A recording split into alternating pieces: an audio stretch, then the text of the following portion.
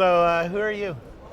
I'm Dennis Howlett, the annoying person from the enterprise that everybody loves to hate. The enterprise, are you still in the enterprise irregulars? No. I retired out of that a couple of years ago. Yeah, that's a little group of journalists who cover the enterprise. Right? It's a little bit more than that. There's a lot of consultants and people who only care about the enterprise, all that big stuff, right? That's what they do. All the stuff me and TechCrunch don't care about. Oh, absolutely. The stuff that Alexia finds boring in the extreme. Well, that came from Mike Arrington, right? Oh, really? Oh, yeah. Mike always said the enterprise is boring. I'm never covering the enterprise. But you know what? I mean, what's boring about a company that turns $80 billion a year? It's totally boring. That's called Microsoft.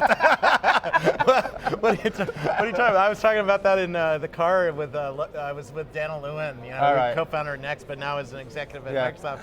And Microsoft has, I think, $15 billion businesses, right? Right. And they're all boring. They're like Microsoft Dynamics and SQL Server and Exchange. Stuff that consumers don't stand in line around the corner to buy. Yeah, but the point is without that stuff, those consumers wouldn't be standing in line in the first place. True enough, but it's boring. Well, it is to you. It is to you. So what did we? You were supposed to interview me, I think. Well, we'll get to that. Don't worry. Okay. So what do you? Today you're working for ZDNet and doing consulting. I'm here actually to refresh myself, right? Yeah. To get away from that boring stuff, to meet people like you, see. And find out what you know. And I'm here to talk about the enterprise because I keep getting dragged into this world. I sat next to an yesterday we were on a train to London and we sat next to one of the top executives at General Electric. All right, what were they talking about? Oh, he bought this little company called NBC. And then he sold it to Comcast. Right. So a few $1 billion here and there. They're doing really cool stuff, GE. Yeah. They're GE Health, they're doing some amazing things, right? When I was at TED, one of the guys showed me the world's smallest sonogram, right? Really small little baby monitor, so you could take it to third world and set up shop. Yeah. What's interesting to me about this place and this event, and it surprised me this time around, because you've been coming a lot of years, I've been coming a lot of years, is that you've got that tent over there with all those little startups, but where's the money coming from? It's coming from Google, it's coming from Renault, it's coming from Salesforce. Yeah, we're in the IBM speaker lounge, right? So the money is important, I think, and that's the bit that isn't boring as far as I'm concerned, anyway. Yeah. So that's what I follow. I follow the money, right? So I like the fact that I get in front of guys like Red Bull, right? Yeah. Who everybody thinks Red Bull's interesting, makes drinks and stuff, and like the other day I was talking to Camelot. Those guys, they run the UK National Lottery. Yeah. Now, do you think that's a simple business? Yeah. I thought it was a simple business, right? But they're transacting 4 billion things a year, and they don't know how to analyze it, right? Yeah. So they have a problem. Tell me which of your startups is going to solve that analysis problem for them. Not many. Not any, right? Not any, right? Not many, it's not any, right? There are only a very small number of companies that are going to do that, and it's going to be a very boring company that does it, like SAP. Yeah. I had to say that, didn't I? No, you did, because on another trip, I was sitting next to an executive from SAP, and he knows who you are. And it's God, it's like, oh, okay, I get this. All the boring guys hang out together. Yeah, but we get to drink champagne while you guys are on root beer, right? Red Bull. Oh, Red Bull. Because we don't sleep, we blog all day. Ah, well, yeah. Well, welcome to my near heart attack world then, is what that's about, isn't it? But hey, listen, you were talking, you were ripping on Workday, weren't you? Yeah. Oh man, that got me in a lot of hot water. I am not surprised. Yeah, well, it got me in the hot water because all the enterprise guys go, oh, you don't get it, which was fun. But then the Rackspace guys were like, you just screwed us because we're working with Workday. And you have no clue about what we're doing. So I got educated about what the You got educated, they spanked you, in other words. Pretty much. And then I got to meet the CEO of Workday, and I got to understand what they're doing. Anil. And he's a great guy. Anil is one of the coolest guys you're going to meet anywhere. I mean, okay, you say enterprise boring, but Anil is 100% switched on to all this mobile stuff. Yeah.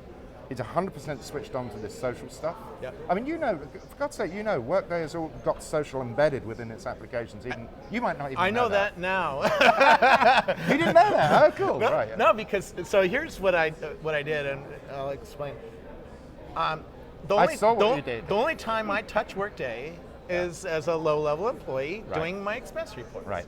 and it's frustrating because it wasn't doing what I needed it to do, right? And I use this cool little tool called Expensify, which all they do is expense reports, and they have it down, right? They've been working on it longer than Workday has, and I learned this after I did this video. So I made several mistakes in this. One, I represented it as Rackspace saying this. It was me saying this, not Rackspace. So, you know, this gets into social media policies for companies, right? What are you allowed to say in the public, and how do you say it? Right. So I got Did you at the time not know that Workday and Rackspace were mutual customers? No.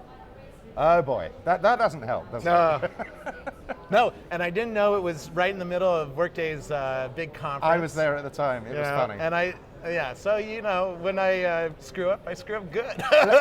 Well, I'll give you my side of the story on that one, because it was on day 2 of the conference, right? And all of a sudden, people are all over me saying, "Hey, have you seen what Scoble did?" And, no, why would I have seen what Scoble did? Take a look at this video, right? And I saw the video.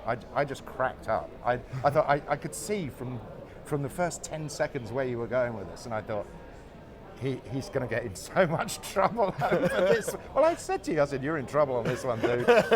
Really? Why? And then you found out. But you know what? If you can survive that, I learned a lot about the internal thing at Rackspace, because I didn't even know what's going on there. So I learned that, and I learned more about Workday and what they're coming out with. They're coming out with all sorts of iPad apps that are really cool, and they're working on this stuff. The expense piece of Workday is one of their newest features, and it's not very well completed, baked. Yep. And so I learned all about that, and I learned about their design process. And did you learn about how Rackspace had actually implemented Workday? And how we screwed it up a little bit too. And that was the other thing. You might think that I could not possibly comment. But it's true. They did screw it up slightly. Well, we have internal security problems because we need to have firewalls that protect our customers from getting into servers and stuff like that. Right. So we have really crazy VPNs and crazy firewalls, and it slows down, and also they have weird expense rules, and they're learning, right? And so I didn't know all that. I didn't know that they were responsible for some of the problems I was seeing on my screen. I just knew it was Workday, and I said. So Workday isn't as crappy as you thought it was then? No, I was not fair to them. Right. So, yeah, well that's fine. But I mean, you didn't know. That was the point, isn't it? Really. And that's the mistake. When you speak in public, you better know.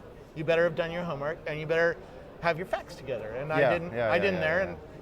And that's the fun of me, right? I go off sometimes and go into areas that I don't. You're the ultimate survivor from that standpoint. Everybody else would have got riffed by now, right?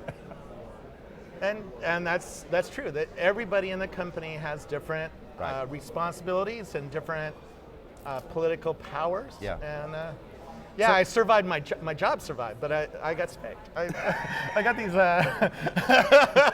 You got asbestos underwear on these days, right? So, just thinking forward a little bit, did you see that thing where SuccessFactors was acquired by SAP, and Alexia wrote that incredibly insane piece where she was pulled out of her skull, right? They got bought for $3 billion? Yeah. That's really boring, isn't it? $3.5 billion smackaroonies is so boring. You know what? I'd only have one question for that CEO, right? Can I have a check for 1% of your wealth? Yeah. That'll do me, right? That'll do me very well. But Alexia thought it was really boring. Yeah. And did you have contact with my colleague John Appleby at Bluefin about that? Because he wrote about it and. No, but I read several blogs and I read all the comments. Right. And so what did you think? Was it still boring? I would have covered it.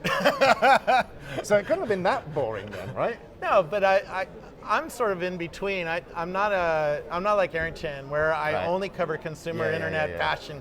I don't cover just the fashion. I cover technology, and I like to know where the business is going. This is sort of what I do. I switch between journalism and marketing, and so I understand both worlds. And I enjoy understanding where the world's going from the money and from the fashion. Right? What I like about that story is that so many people got it wrong, right?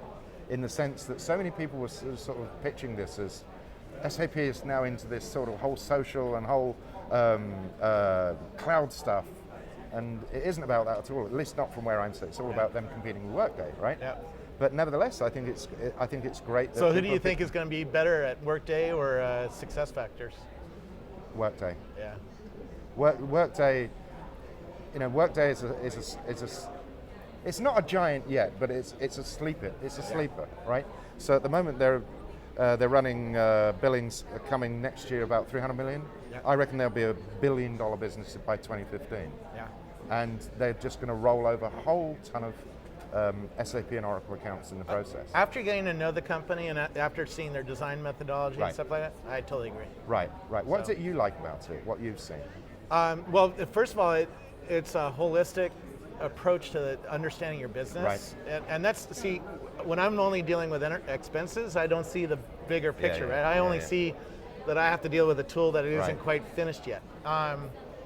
So that the execs at Rackspace really like that, like being able to see it. Yeah. And I like their approach toward iPad and mobile. I think that is going to, the GE executive I was sitting next to on the train told me a year ago at GE they had a rule against iPads. In January, they're handing out iPads to all employees. So Workday's positioned very well for that world. But about a year ago, when they started on mobile, the way they looked at it at the time was to say, it's really only an executive toy. We can show analysis on it, and execs love that, right? But now everybody's getting them, right? Yeah. But here's the one thing. Comcast, by the way, wrote me after seeing the GE thing I wrote. Yeah. And said Comcast is going all iPad too. Oh, really? Yeah. Wow. Well, you told me that the iPhone was going to rule the world about 4 years ago, and I said, hey, you're talking shit, Robert. Unfortunately, I was completely wrong. Yeah? Yeah. Don't you remember saying that? Yeah. Yeah, But now it's, is it moving Android? Android. You got an Android. I've got 4 of them. Four of them? Why do you need 4 of them? Are you Lagerfield or something? No. Do you have a different baby picture on each one? I have one for Spain, one for the US, one for the UK, and then another one as a spare. That's it. Because I live in Spain, I come to the US a lot, and I'm in the UK a lot. And it's really that simple. I don't get clouded with roaming charges. So there you go. Anyway, Very cool. Robert. Thanks, man. Keep it up. Keep covering that boring stuff.